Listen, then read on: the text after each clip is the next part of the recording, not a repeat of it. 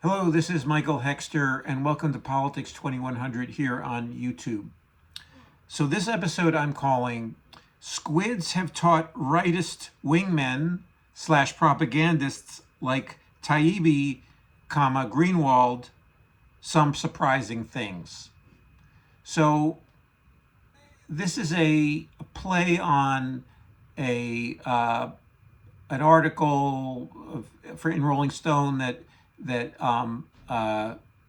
Matt Taibbi wrote a long time ago in talking about Goldman Sachs as being like a vampire squid, and sticking its blood funnel down the throats of humanity.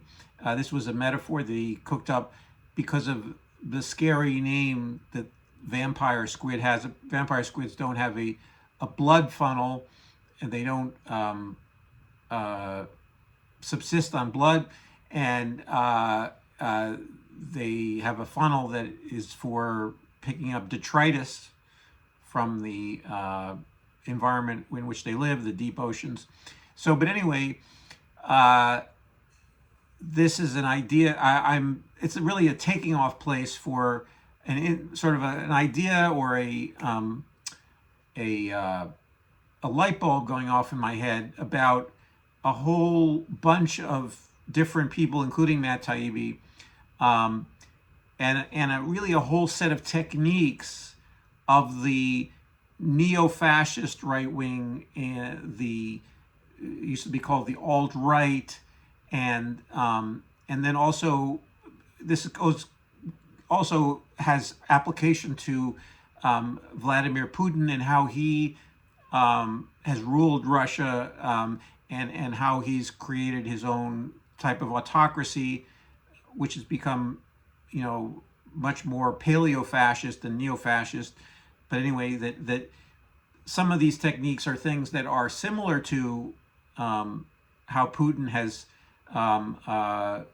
propagandized in Russia and also outside of Russia, and used language and used discourse, used communications to change people's minds. And this is a key feature of all kinds of fascism, and for that matter, the communism, against which fascism was supposed to be the counterweight in the 1920s and the 1930s, and what led to a elite embrace of, in parts of the world, embrace of fascistic governments and means of governing over democracies or older forms of autocracy.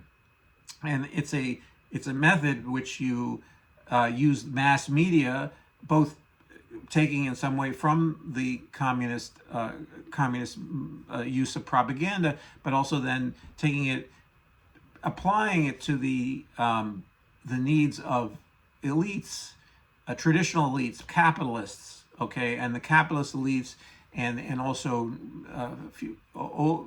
feudal, various remnants of feudal elites as well, to try to use those propaganda organs to create a political movement that supports the goals of the traditional elite and also the capitalists, and by doing so, but also revolutionizes parts of the society which they're in, or throws out things. The democracy part throws out the social democracy, fights the left, among other things, and fights against movements toward egalitarianism, and so anyway, so this use of propaganda is what this episode is about, and the squid metaphor is about how the use of ink, the use of what I'm to create a cloud of discourse, a cloud of, but discourse that has no referent, that doesn't mean anything, that is simply there to create an escape for people. And in this case, what we have is a division of labor in the neo-fascist world, or in the new right world that we live in. And that this world, we have people who have become specialists in creating this cloud of ink and of that doesn't really that shields, that runs interference for. I've used in my mind and in some of my tweets in response to other people, I've used the word running. You're running interference. This is for, kind of a football metaphor. Running interference for fascists. I'm not saying that these people are necessarily the key propagandists of fascism and the key official spokespeople, so to speak, of the fascist movements that have developed, or the neo-fascist movements that have developed in the last 15, 20 years in the world. But they are auxiliary to those movements, and some of their auxiliary function is about, they are the people who have come from quote unquote liberal. They are the Germans call them Kronzeugen, crown witnesses, or witnesses for the prosecution, which doesn't have quite the same ring. But anyway, they are the people who've turned state's evidence, let's say, and that they've in a trial metaphor, and that they were on the left, or they were in the center or on the left, and so forth, but they realized the terribleness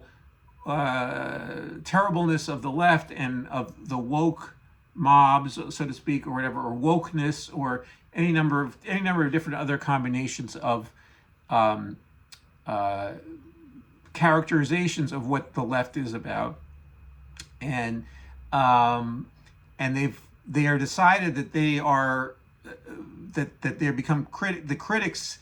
Their pure function now, and how they gain their money, it seems like, is to be these people who are constantly creating an expose of the liberal center left, and some often mischaracterized as a true leftist. They're not, but anyway, but saying that they've left that behind. Sorry for the double entendre there, but anyway, they've left that behind, and they are now giving evidence to the world via journalism, via commentary, so forth and so on. They're giving evidence to the world of this terrible corruption that is represented by the left, the current left, whatever it is, the woke left. And sometimes they will say, well, we really have sympathy for a certain part of the left, but really the most important thing now is to expose the left and to say it's all corrupt,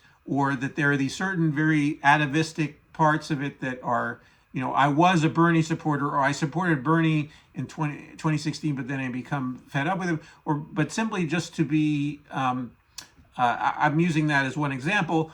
But anyway, but their cachet, their function is that they have seen the light, and they've seen that while they're not necessarily entirely embracing the far right now, the neo-fascist right, the theocratic right, that calls for the white supremacist right, they don't necessarily talk with the same level of venom and the anti-Semitic right, so forth and so on. They don't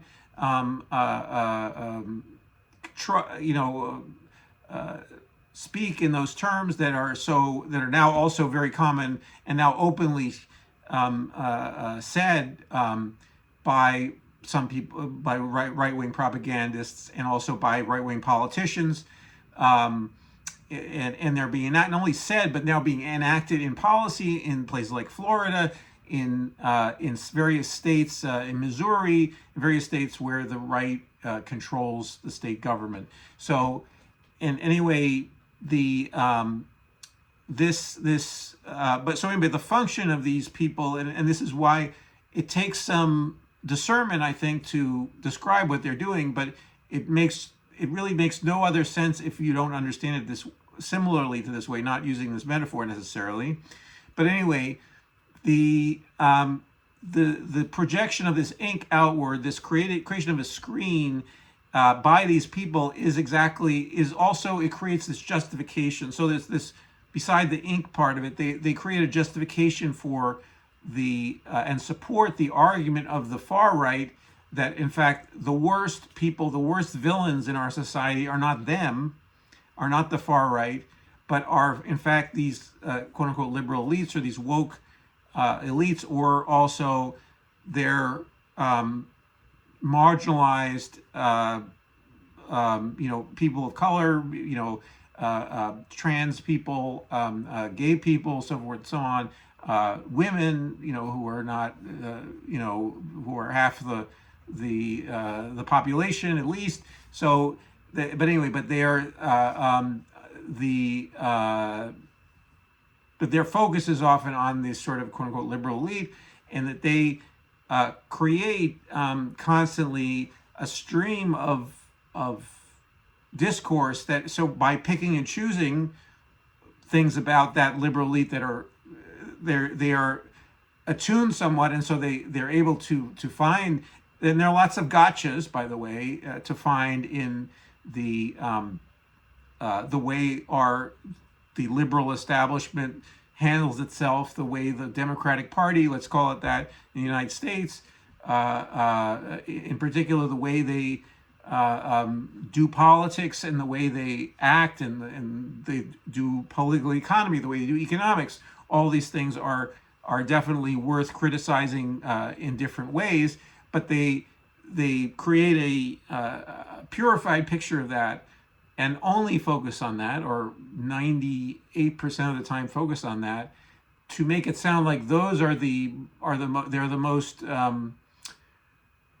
demonic, even, or certainly they don't maybe not use the word demonic, but their right-wing colleagues, or sometimes paymasters. I really don't know how the money flows exactly to them, but it seems to be fairly lucrative for these people, these turncoats, to go over to the right and to create and to be these witnesses for the prosecution, these people who turn state's evidence against the left, as they characterize it. But anyway, but they send up clouds of discourse, and Matt Taibbi is a good example. I just happened to have responded to a few tweets. I'll link my responses to his tweet, which sort of triggered this aha moment for me. And he actually also just, this is actually a minor thing, and but he, about it was 2 or 3 years ago, something like that.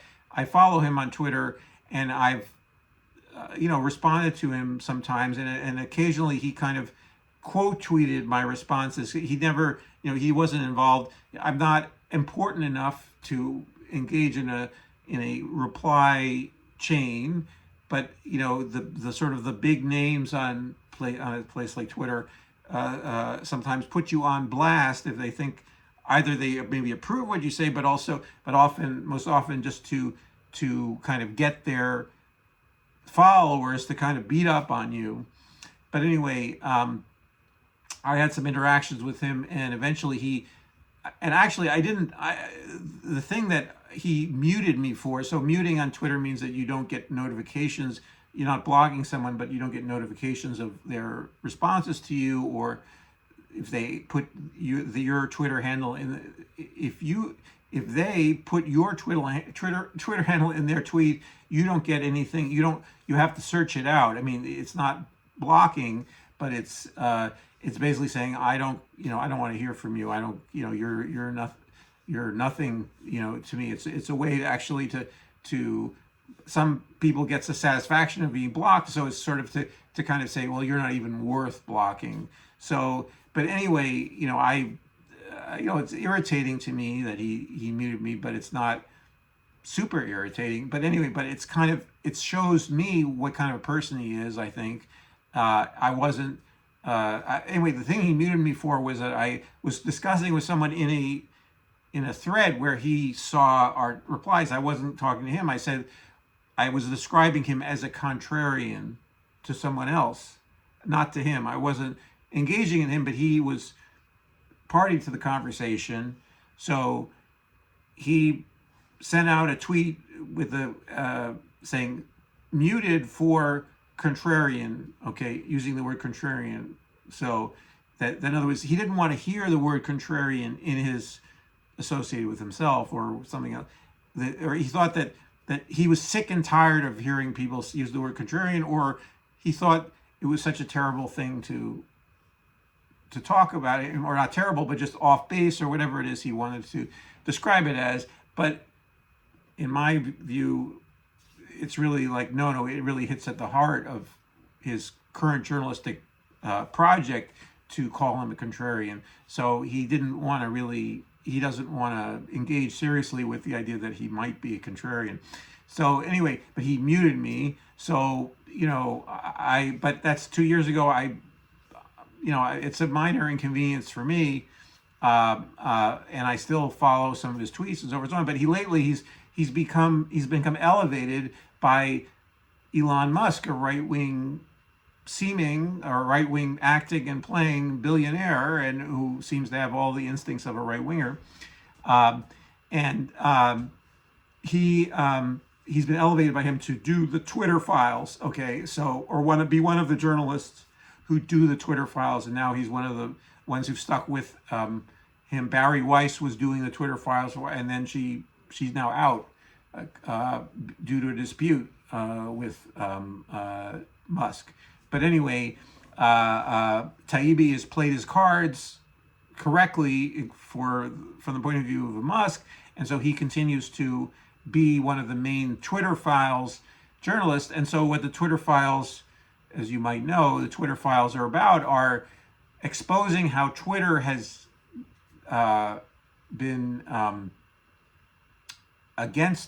biased against the right wing and been doing the bidding of either the government, the Democrats in government, not the Republicans in government, but has been an instrument of government rather than a sort of free speech, independent entity. And some of what's revealed and talked about are real issues and are real some of them troubling issues, but it's a very, very selective. The Twitter files is a selective right-wing project to again create this, to reinforce this sense of victimhood that the right wing has, that they are victims of this woke conspiracy at the elite levels of society, and that they don't talk about the interactions of the Trump administration, or for that matter, the way that Twitter has favored right-wingers often, even before Musk took over. And so it's a selective view that is, again, part of this selective view creates this sense of victim, or reinforces this sense of victimization that the right feels. And then also it creates this wall of discourse of details that seem relevant.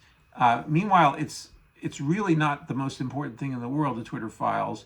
And it's really a case that he's making a case for Elon Musk's view of what Twitter was and what he wants it to be, which appears to be basically a pro-Elon Musk platform that is favorable to the right wing and is certainly is biased against the left wing, or at least doesn't notice when the left wing is for some reason is not advantaged by some decisions about publication, basically, or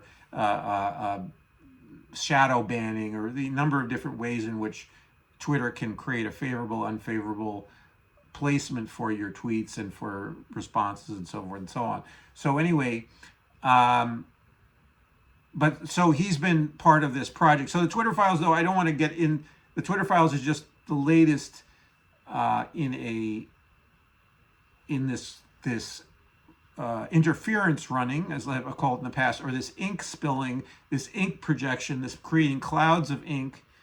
Now, ink it's tempting as a metaphor. It's not only words. Ink suggests words, even though in the digital world it's no longer ink. But it's about discourse. It's about images. It's not just about okay, it's not just discourse. It's not just writing. It's about creating a narrative or reinforcing narratives that can be visual narratives, and also uh, uh, using all kinds of aspects of media where you can create effects by tone and by not just the words written on the page, but by how you place the words, or how you place words and images, or how you create a video, and or have a social media strategy that creates a certain or management of a huge media platform that creates an effect. Okay, and so this is why. And I'm referring to there are voluminous ways in which. So I've talked about Taibbi. So Glenn Greenwald is almost sort of cartoonishly a lackey of the right wing now, and in a way that's bizarre, but apparently that's what he chose to do. And there are also many other people who are in this world, this liminal world. I don't know, use a fancy word, but this twilight world of people who are creating this discourse of a victimized right wing and a powerful, nefarious left wing or woke influence elite, or this, as Elon Musk calls it, the mind virus of wokeism, okay, that has somehow taken over the world. And meanwhile, this ignores all the government, the movement, the right-wing movement that is using that discourse to essentially create a theocracy and a white supremacist, dominion in various local areas of the United States, and perhaps if they luck out again at the federal level. And they have one of the chambers of Congress. So we'll see. We are seeing some of that playing out, some of the dynamics of that play out in Congress. But anyway, so this cloud of is something that should be seen as such, as I think, and as a cloud, as a distraction from really some of the most concrete issues. And there are other. I mean, let me give you another example. So there's a guy who I've sort of had some interaction. He's a much smaller player than the fellows I've been talking about. His name is Paul Thacker, and he's a little bit hard to pin down on some issues, but he generally is he has fallen into this same role. He writes about disinformation, but he's a critic of the disinformation, let's say, quote unquote industrial complex or whatever. The people who are warning about disinformation, often from a center left perspective, and who are, think of it as a province of the right wing. What I'm talking about in terms of this cloud of ink could be considered disinformation. Okay, so that's something that I'm using a metaphor that there's a disinformation sort of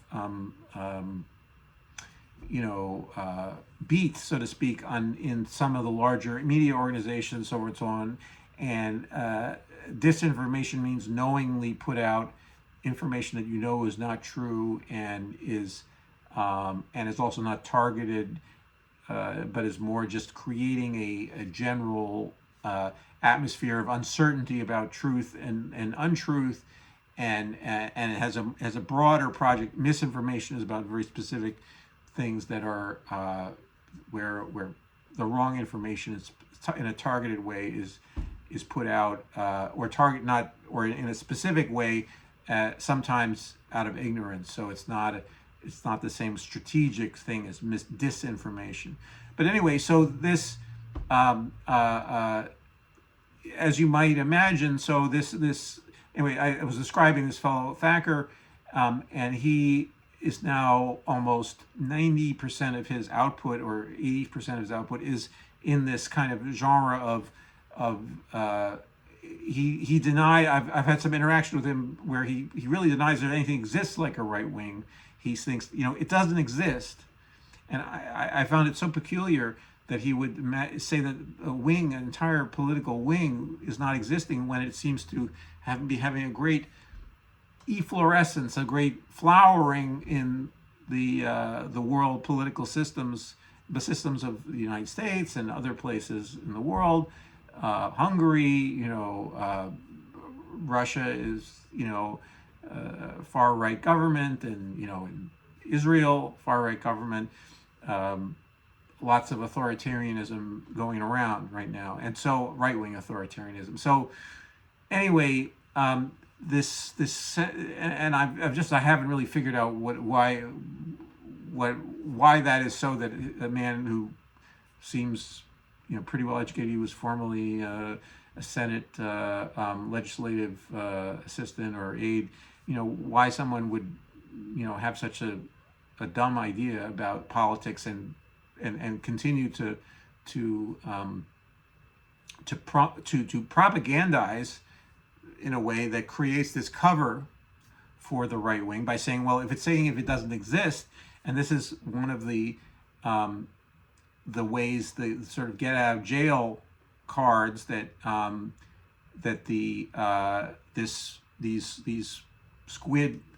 these people acting as squids, or ink spurting squids, have been doing, is that they've been just saying, well, it doesn't really exist. Why you're bothering your little head about something that doesn't exist? Like, for instance, there's the whole, let's talk about Russiagate. Russiagate is probably one of the major, does it exist, does it not exist?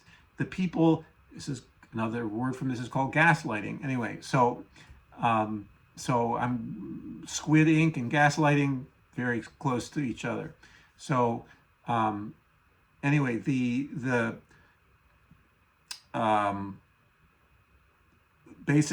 the Russiagate is something that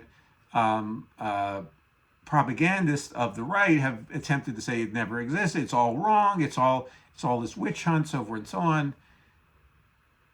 And they argue against often a straw man that says, well, there are liberals or people in the center and the left, not so far left, but center left, who have made Russiagate into this huge.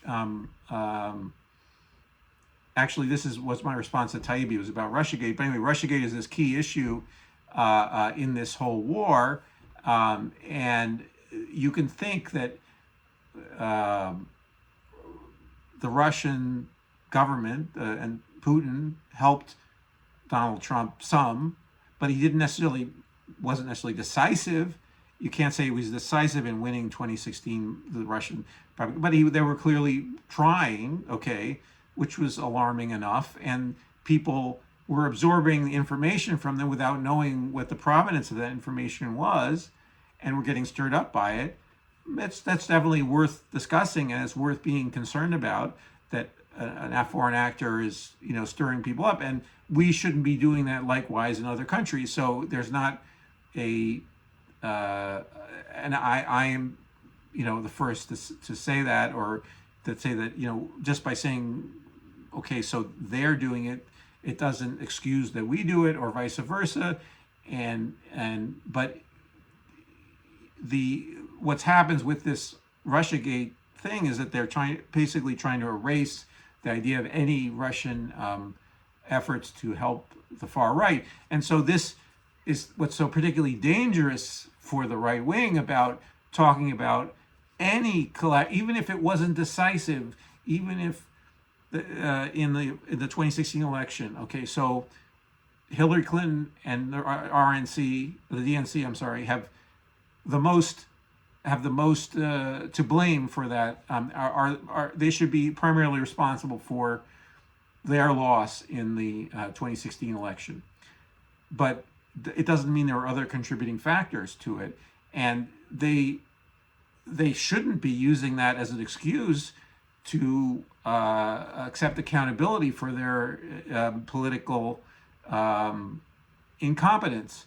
And they have been doing that, and so that's maddening and it's terrible, and we should be calling them out for that. But furthermore, we shouldn't use that bad act by them to shield the bad acts and impulses of the right wing to ally themselves with Vladimir Putin.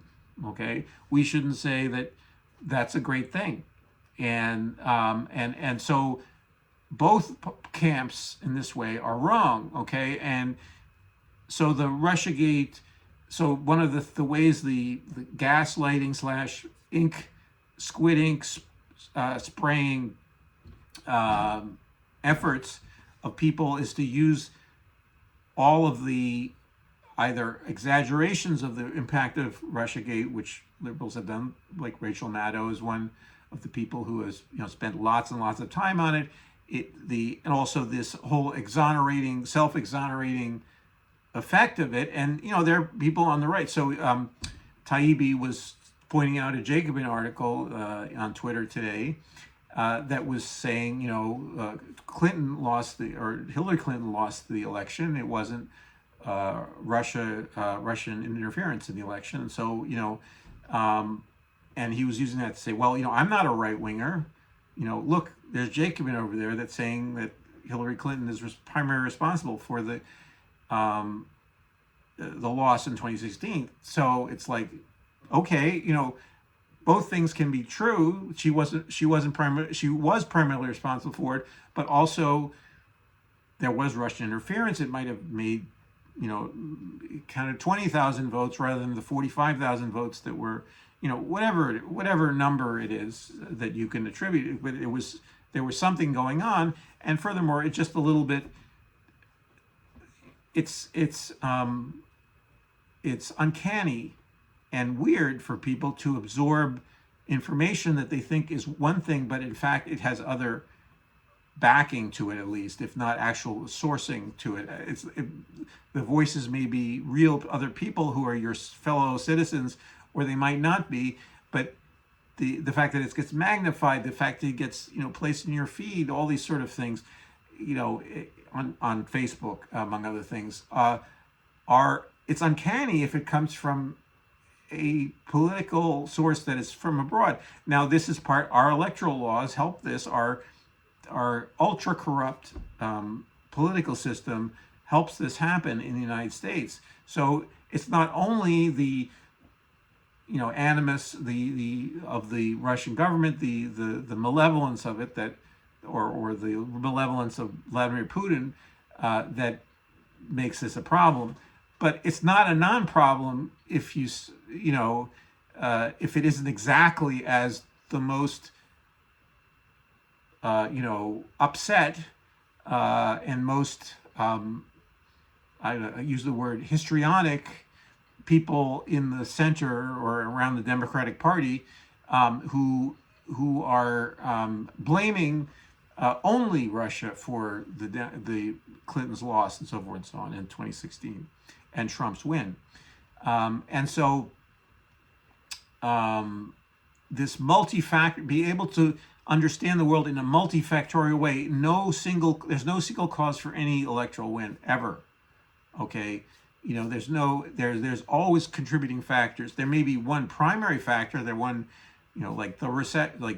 the 2008 recession. Helping Barack Obama. Basically crush. But there's also Iraq. So people were upset about Iraq as well. So.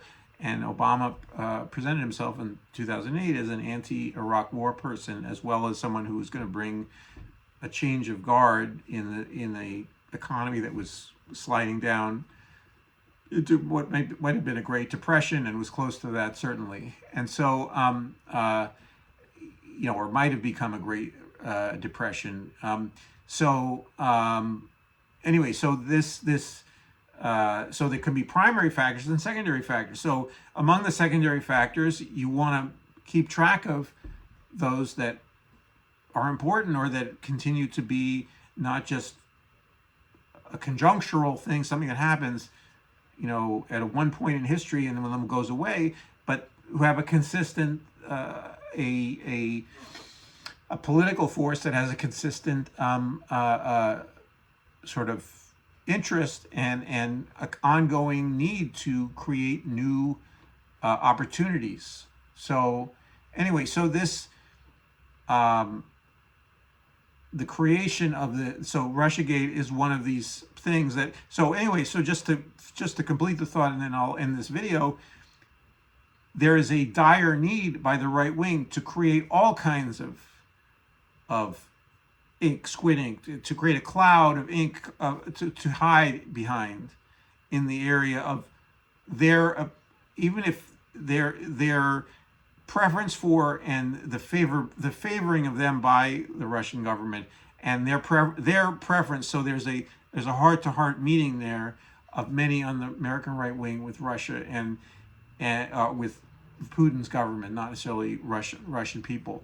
But anyway, that heart-to-heart meeting and they're acting as something of a team in a society where people shouldn't, our electoral system should be both hardened against corporate influence and wealthy people, billionaire influence, and also foreign, you could say billionaire or foreign government influence. Israel, Saudi Arabia, Russia, some of the big ones. So anyway, so our electoral system should be insulated from those influences by better campaign finance laws, better laws that prohibit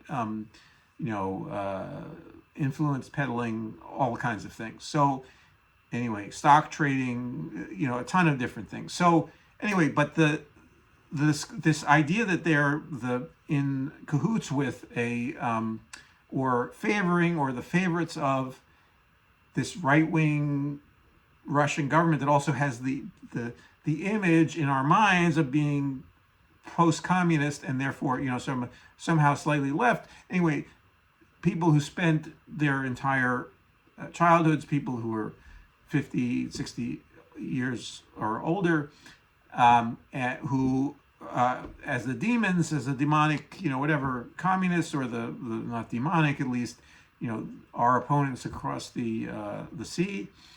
And so suddenly they're in cahoots with the former communist leader of that country. So that creates a huge problem for them politically. And also, not only that, but a country that appears to be threatening, the countries that people in the U.S. tend to think of as aspirational, or their roots, where they come from, the countries of Central and Western Europe. So anyway, so that they are, so the right wing is needs to vigorously and continuously, deny that this was there, and also the very suspicious things that Donald Trump did, that appeared to be collusion with Russia. But anyway, so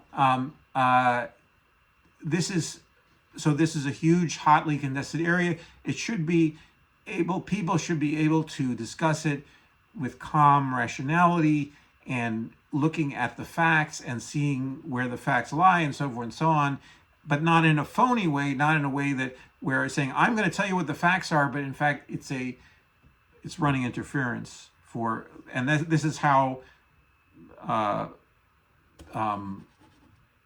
Musk and Matt Taibbi and others in this sort of Twitter files thing are trying to say, look, sit down, I'm going to tell you this is the truth, when it often is, it's certainly a partial truth. There are elements of truth to what is being, and there's some are actually interesting discoveries that we can find within the archives of this, looking into the of a media giant that's heavily involved in all kinds of political influence in the last 10, 15 years. So, but anyway, but this the archives of the executive suite, in the executive suite, so forth and so on. But this is an effort to create a certain effect that allows a current billionaire who owns that platform and also has certain political preferences and affiliations, or if not affiliations, preferences that he's wanting to express through it. So anyway, so that this operation continues, but anyway, we should be able to discuss these things clearly and understand the role of media, the role of discourse, the role of images, the role of narratives to shape our consciousness and to understand how, you know, what our preferences are individually and also together as a society, and how we want our narratives and discourse to, how we want to participate in that discourse and create a logical and rational public discourse that is not a bogus version of that. So anyway, so if you are liking Politics 2100, please subscribe. And also, if you would like to comment on this video, if you have any thoughts, please comment below. Please like this video if you liked it. And I look forward to seeing you in the next video.